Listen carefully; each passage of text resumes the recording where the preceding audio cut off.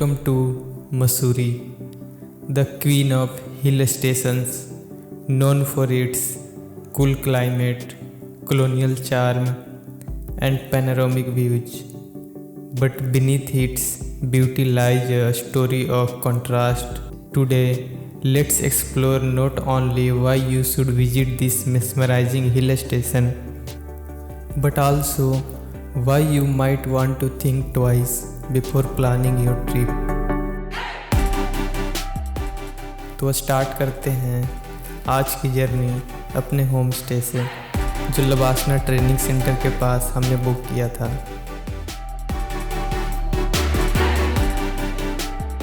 हमारा home stay काफ़ी प्यारा सुंदर सा था और विंडो से सामने का पहाड़ बहुत ही सुंदर नज़ारा प्रदर्शित कर रहा था।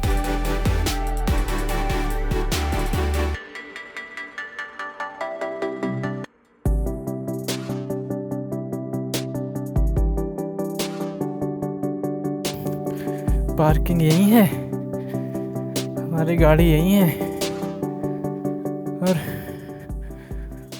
बट इस होम स्टे का रोड से पहुंचने का रास्ता थोड़ा कठिन था, क्योंकि हमें अपनी व्हीकल वहीं रोड पर पार्क करके 100 मीटर खड़ी उतराई उतरनी थी विदाउट एनी प्रॉपर रास्ता।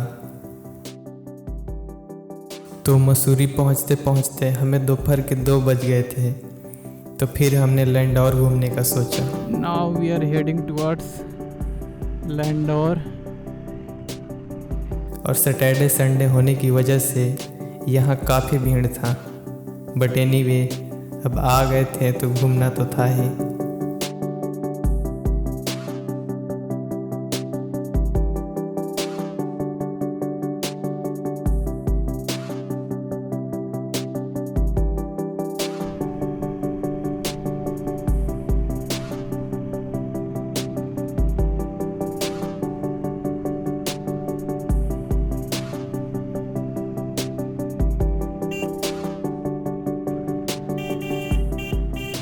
अब किसी तरह हम लैंडौर पहुंचते हैं, पर वहाँ भीड़ इतनी थी कि पूछो मत।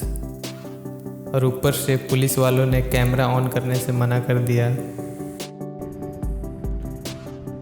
भाई साहब, लैंडौर की जाम सड़कें, प्लस वहाँ बाइक पार्किंग का 50 रुपये का टिकट दे रहा था, वो अलग। फिर हमने भी वही सब किया और आगे बढ़े 4 दुकान की ओर और वो फेमस बेकरी शॉप की तरफ। फिर हम पहुंचते हैं वो फेमस बेकरी शॉप, जहां 50 लोगों की ऑलरेडी लाइन लगी हुई थी और बाकी सब लोग या तो निराश होकर दूसरी दुकान में खा रहे थे या फिर बस पद यात्रा कर रहे थे।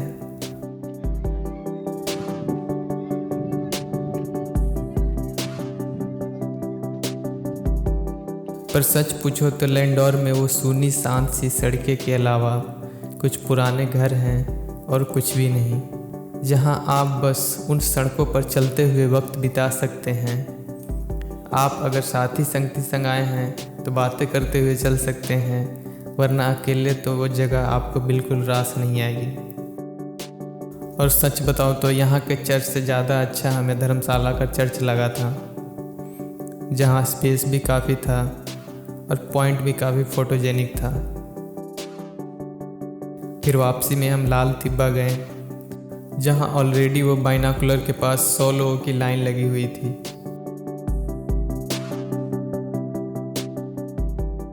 और फिर यूं ही धीरे धीरे शाम हो गई तो हम एक जगह रुककर सनसेट एंजॉय करने लगे। कुल मिलाकर बात यह है कि लैंडौर का जितना हाइप है उतना वैसा कुछ है नहीं। अगर आपको अकेले चलना पसंद है तो वैसी सड़कें और जगह बहुत हैं, और आप संगत में हैं तो कोई भी जगह बुरी नहीं लगती। एनीवे, फिर हम शाम में मॉल रोड एक्सप्लोर करते हैं, जहाँ ढेर सारी कपड़े की दुकान थी और हर दुकान में सेल लगी हुई थी। बस आज का दिन हमारा यहीं समाप्त हो गया। अब बारी है अगले दिन की।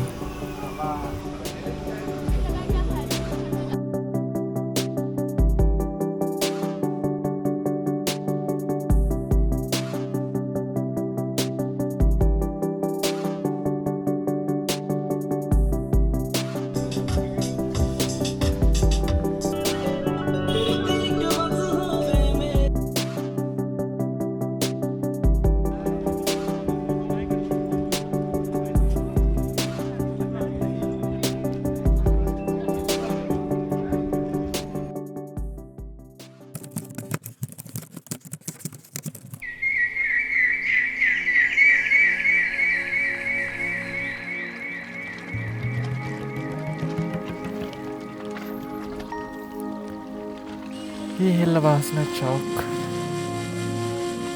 देखो सामने लवासना रास्ता था हमारे होम स्टे का।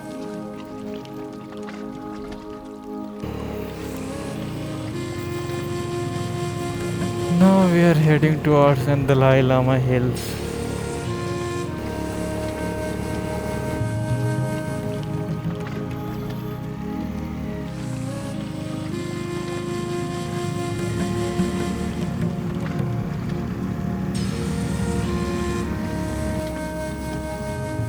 And just a short distance from hustle and bustle of Mussoorie lie Dalai Hills.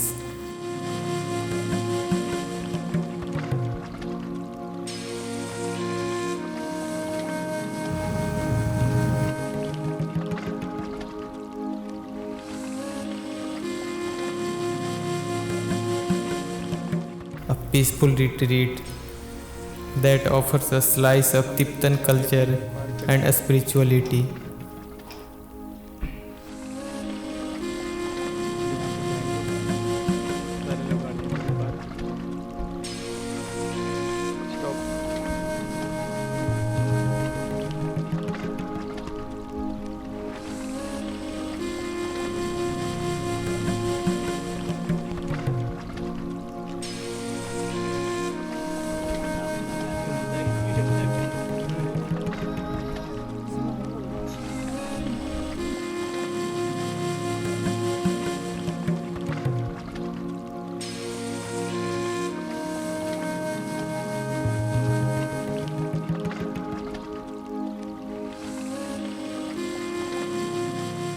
और दलाई हिल्स के सेंटर में है ये मोनेस्ट्री।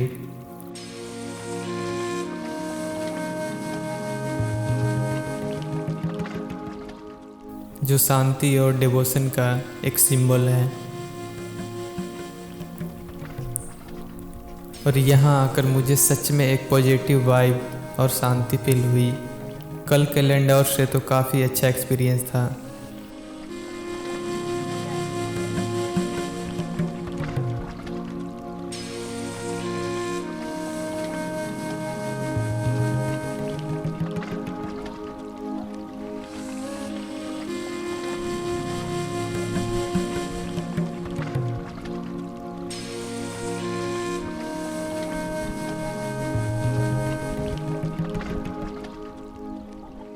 और फिर हम आगे बढ़ते हैं हिल्स की तरफ, जहाँ भगवान बुद्ध का स्टैचू है।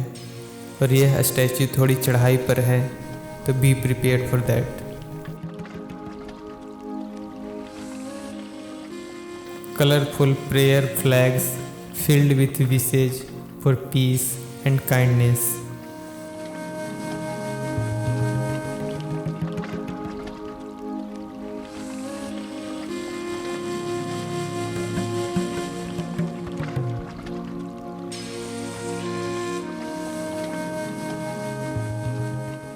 एंड दलाई हिल्स का व्यू ट्रूली मैजिकल है। जब आप दून वैली का विस्तार देखते हैं, यहाँ का सुकून डेली लाइफ का क्योस भुला देता है।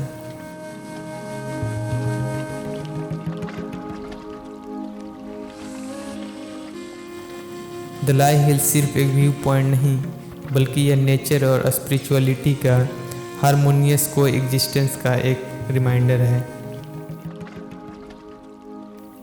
फिर चाहे आप एक ट्रैवलर हो जो सैलिट्यूड ढूंढ रहा है, या फिर कोई जो कल्चरल एक्सपीरियंस लेना चाहता है।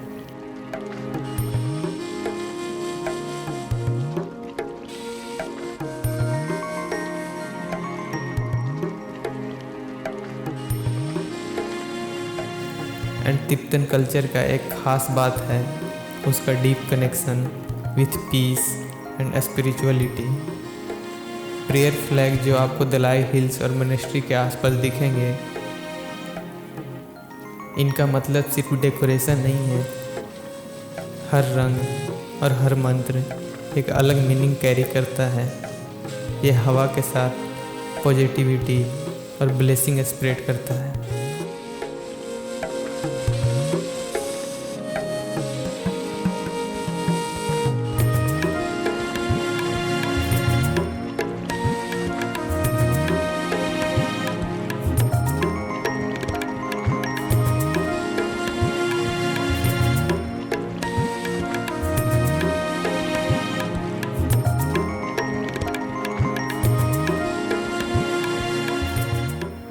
अब हालांकि भीड़ यहाँ पर भी थी, लेकिन एक शांति थी।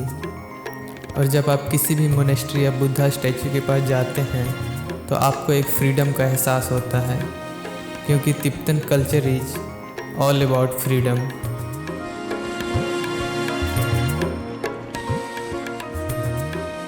So please Sabarakarai, Sarakap, whatever. Please, I want to reach 1